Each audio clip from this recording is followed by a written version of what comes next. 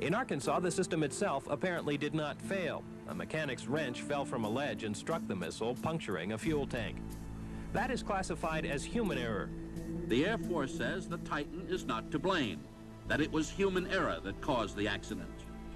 The accident that I've described here is unrelated to the state or the age of the system. I was served with an Article 15 for dereliction of duty because I chose to use the ratchet instead of the torque wrench. Sergeant Kennedy got a letter of reprimand for violating the two-man rule. I gave them my all. And what did I get from them? A letter of reprimand. A letter of reprimand for doing everything I thought was right. After the accident, I thought that Kennedy and Devlin and the others that were hurt would be treated like heroes, because they were. And they were treated like crap.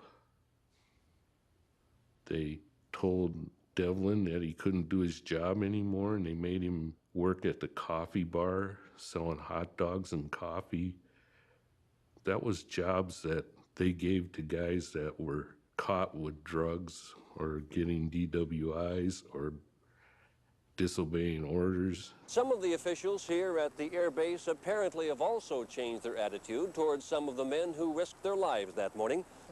Channel 4 News called and said, "You want to tell us about how well the Air Force is treating you since the missile explosion?" I said, "Yeah, I'll tell them." I worked 3.5 years, did a good job for 3.5 years, and then I wound up hurt from this explosion, and then all of a sudden they don't want you anymore. You know, you're not any good to them because you're crippled or injured for a while. So, no, I don't know. I don't know if. I don't know about this system. I don't know if I'm going to be railroaded out or, I don't know where I stand, really. Oh, man, were they mad. I think every brass on base was mad at me. When I wore my military uniform with my boots on, I almost couldn't walk. I couldn't even move the boot because my ankle was shattered. There's no Achilles tendon. So I just went in and said, "Colonel, would it be possible for me to wear a gym shoe on my left foot?" He looked at me and he said, "Devlin, I wouldn't authorize a fucking thing for you." I planned on staying in the Air Force for a career. Within only a few months, I knew I couldn't stay in the Air Force. I kind of lost it.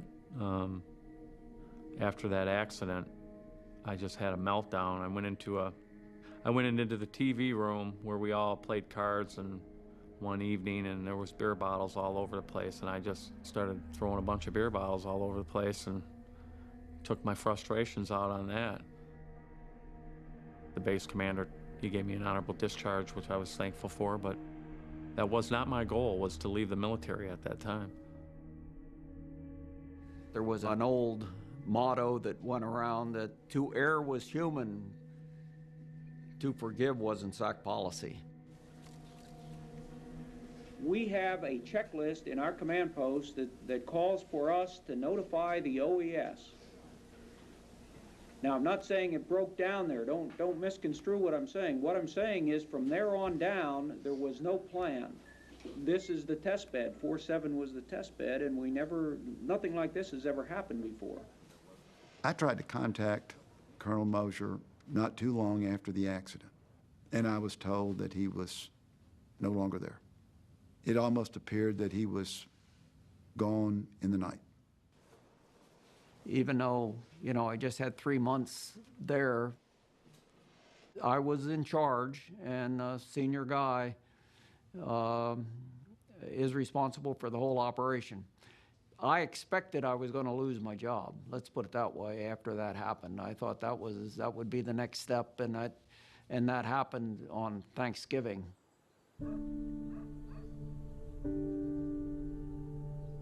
My regret was that I took orders from my boss. I clicked my heel like a good soldier and tried to execute those orders as best I could. And as a result of that, we lost life. I think about Livingston often. What it'd be like to still have him around and call him up on the phone. And Jeff Kennedy passed away a couple of years ago. I have no doubt that Jeff died from being involved at Damascus. No doubt in my mind. I hear a song on the radio, I'll see something on TV, and bam, there it is. It's back, you know. It's very hard to talk about even today. I tried to live as normal a life as I can. But there isn't a day goes by that I don't think about it. 35 years, whatever it's been. Every day.